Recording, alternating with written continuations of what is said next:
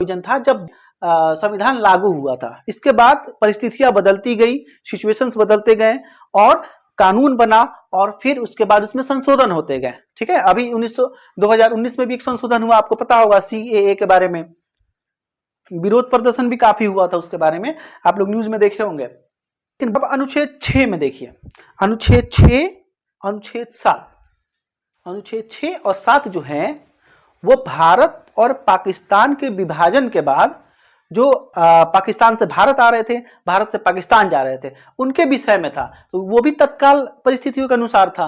अनुच्छेद 6 में था उन लोगों के नागरिकता से जुड़े प्रावधान जो पाकिस्तान से भारत आए थे। ठीक है, उस समय पाकिस्तान अभी भी नया नया बना था, तो कुछ लोग जो हैं वो भारत से पाकिस्तान आ गए और कुछ लोग पाकिस्तान से भारत जा रहे थे। तो उस सिचुएशन में कौन कहां का नागरिक होगा, कौन भारत का होगा, नहीं होगा। कि यदि कोई ऐसा व्यक्ति जो 19 जुलाई 1948, डेट याद रखिएगा, अभी किसी एग्जाम में, रेलवे के एग्जाम में ही डायरेक्ट डेट पूछ दिया। ठीक है, हम लोग सोचते हैं कि इतना इंपॉर्टेंट नहीं है, लेकिन जब पूछ देता है तब समझ में आता है यार काफी टफ क्वेश्चन पूछ दिया। ठीक है, ये तो बुक्स में है ही नहीं, लेकिन बुक्स में है, हम लोग इस पे गौर नहीं करते।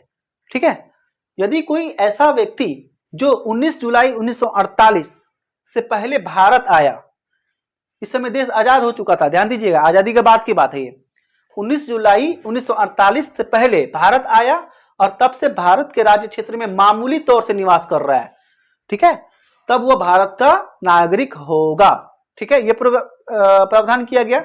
और मान लीजिए वो 19 जुलाई 1948 के बाद आया, पहले आया तो ठीक है, अब बाद में आया, तब उसको रजिस्ट्रेशन यानी कि पंजीकरण के द्वारा वो नागरिक बन सकता था, उसके लिए अलग नियम थे। ठीक है, ये हमने मोटा मोटा समझा दिया आपको, नियम तो ज्यादा थे लेकिन मोटा मोटा आप इतना समझिए फिलहाल, क्योंकि एग्जाम पॉइंट ऑफ व्यू से इतना ही इंपॉर्टेंट है।